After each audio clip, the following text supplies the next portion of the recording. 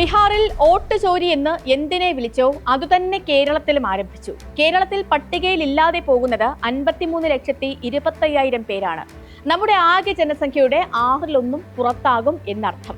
2,78,00,000 പേരാണ് കഴിഞ്ഞ ലോക്സഭാ തിരഞ്ഞെടുപ്പിന്റെ പട്ടികയിൽ ഉണ്ടായിരുന്നത്. അവരിൽ നല്ല പങ്ക് ആളുകൾക്കും പുതുതായി പട്ടികയിൽ പേരു ചേർക്കാൻ നടപടികൾ പൂർത്തിയാക്കേണ്ടി വരും. എന്തുകൊണ്ടെന്നാൽ 2002 ഈ വോട്ടർ പട്ടിക പുതുക്കലിലെ മാനദണ്ഡമായി സ്വീകരിച്ചിരിക്കുന്നത്. 2002 പട്ടികയിൽ ഉണ്ടായിരുന്നവർക്ക് ആശ്വസിക്കാം, അവർ എന്യൂമറേഷൻ ഫോം പൂരിപ്പിച്ച് നൽകിയാൽ മതിയാകും. പക്ഷേ കഴിഞ്ഞ 20 വർഷത്തിനിടയിൽ പട്ടികയിൽ വന്നവർ അവർ എന്യൂമറേഷൻ രേഖയ്ക്ക് പുറമെ 12 തിരിച്ചറിയൽ രേഖകളിൽ 1 സമർപ്പിക്കേണ്ടി വരും. പൗരത്വത്തിനുള്ള തെളിവാണ് ചോദിക്കുന്നത്. സ്പോട്ട്ലൈറ്റ് ആരംഭിക്കുന്നു. പിന്നാലെ കേരളത്തിലും വന്നു SIR. 2002 പട്ടികയ്ക്ക് ഒരു പ്രതിസന്ധിയുണ്ട്. അന്നു തന്നെ ആ പട്ടിക പുറത്തിറങ്ങിയപ്പോൾ ഒരുപാട് പേർക്ക് വോട്ടുണ്ടായിരുന്നില്ല. 2004 തിരഞ്ഞെടുപ്പിന് മുൻപ് വ്യാപകമായി വോട്ട് ചേർത്താണ് പരാതി ഒരു പരിധിവരെ പരിഹരിച്ചത്.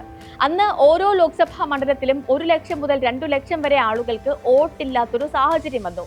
അപേക്ഷ കൊടുത്ത എല്ലാവരെയും തന്നെ 2004 പട്ടികയിൽ ഉൾപ്പെടുത്തുകയാണ് ചെയ്തത്. ചിലർക്ക് 2004 വോട്ട് ചെയ്യാൻ കഴിഞ്ഞില്ല. അവർ പേര് ചേർത്തത് 2006 നിയമസഭാ തിരഞ്ഞെടുപ്പിനാണ്. ഇപ്പോ 2002 പട്ടികയാണ് അടിസ്ഥാന രേഖയായി കമ്മീഷൻ സ്വീകരിച്ചിരിക്കുന്നത്. അതോടെ 2002 മുതൽ പ്രായപൂർത്തിയായ എല്ലാവരും പൗരത്വ രേഖ സമർപ്പിക്കേണ്ടി വരും.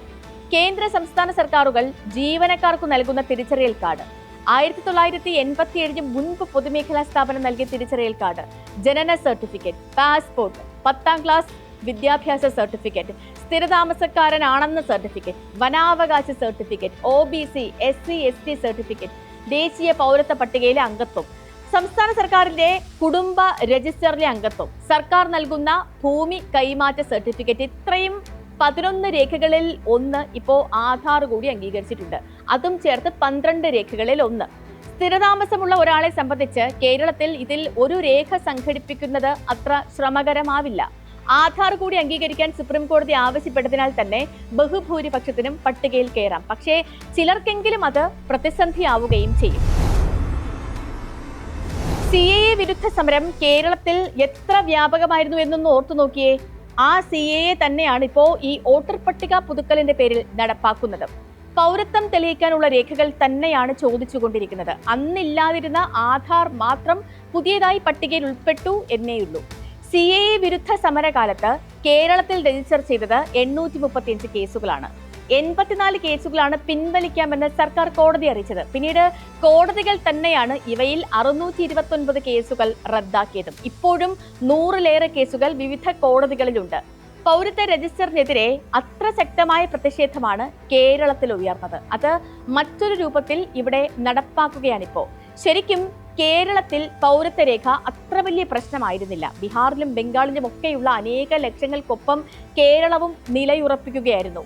CAA വിവാദ കാലത്ത് ഇപ്പറഞ്ഞ രേഖകൾ ഒന്നുമില്ലാത്ത കുറച്ചുപേർ കേരളത്തിലും ഉണ്ടെന്ന് വ്യക്തമായിരുന്നു.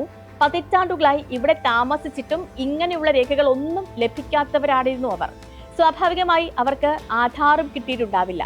പൗരത്വ ബിൽ നടപ്പാക്കില്ലെന്ന് പ്രഖ്യാപിച്ച 2 സംസ്ഥാനങ്ങളാണ് കേരളവും പശ്ചിമ ബംഗാളും. ഒടുവിൽ സമരം ശക്തമായതോടെ കേന്ദ്ര സർക്കാർ തന്നെ ഇതിൽ നിന്നും പിന്മാറുകയും ചെയ്തു.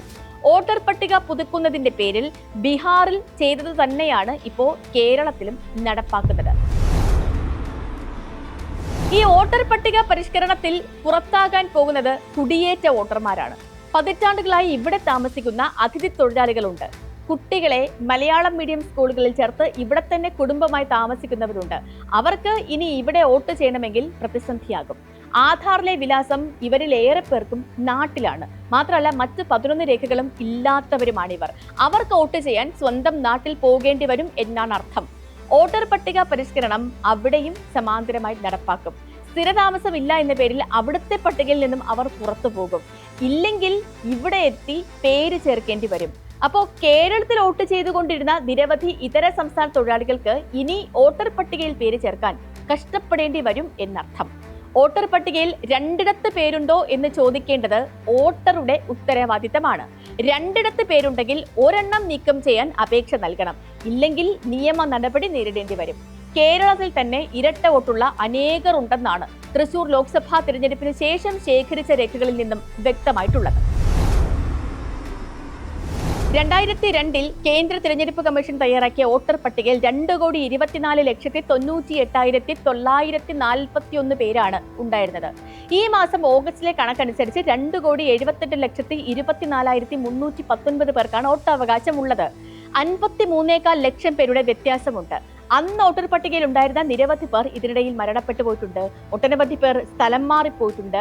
മാത്രമല്ല മറ്റ് രാജ്യങ്ങളിലേക്ക് തന്നെ സ്ഥിരമായി കുടിയേറിയവരും ഇക്കൂട്ടത്തിലുണ്ട്. അപ്പോൾ ആ ഒരു സാഹചര്യത്തിൽ വോട്ടർ രേഖകൾ സംഘടിപ്പിക്കേണ്ടി വരിക നമ്മൾ ഈ പറഞ്ഞ 53 ലക്ഷം പേർക്ക് മാത്രമല്ല, കുറഞ്ഞത് 3/4 ലക്ഷം ആളുകൾക്കെങ്കിലും പൗരത്വം തെളിയിക്കുന്ന രേഖയോ ആധാറോ നൽകേണ്ടി വരും. 3 മാസമോ 6 മാസമോ കൊണ്ടോ പരിഹരിക്കാൻ കഴിയുന്നതാണോ ഈ പ്രതിസന്ധി? വോട്ടർ പട്ടികയിൽ പേര് വരാൻ രേഖകളുമായി കാത്തു നിൽക്കേണ്ട സ്ഥിതി പൗരന്മാർക്കാണ് വരുന്നത്. പട്ടികയിൽ പേരില്ലാത്തവർക്ക് ചേർക്കാൻ വരി നിൽക്കണം എന്നത് മനസ്സിലാക്കാം. പക്ഷേ കഴിഞ്ഞ 23 വർഷത്തിനിടയിൽ നിരവധി തിരഞ്ഞെടുപ്പുകളിൽ വോട്ട് ചെയ്തവർ രേഖകളുമായി വീണ്ടും എത്തണമെന്നതാണ് ദുരൂഹം. രാജ്യത്ത് പൗരന്മാർക്കാണ് ആദ്യ പരിഗണന ലഭിക്കേണ്ടത്. അവർക്ക് താഴെയുള്ളൂ മറ്റേതൊരാളും. സ്വന്തം നിലനിൽപ്പ് തെളിയിക്കാൻ അലഞ്ഞു തിരിയേണ്ടവരല്ല രാജ്യത്തെ പൗരന്മാർ എന്ന് മാത്രം ഓർമ്മപ്പെടുത്തിക്കൊണ്ട് ഇന്നത്തെ സ്പോട്ട്ലൈറ്റ് പൂർണ്ണമാകുന്നു. നാളെ മറ്റൊരു വിഷയമായി വീണ്ടും ഇതേ സമയം.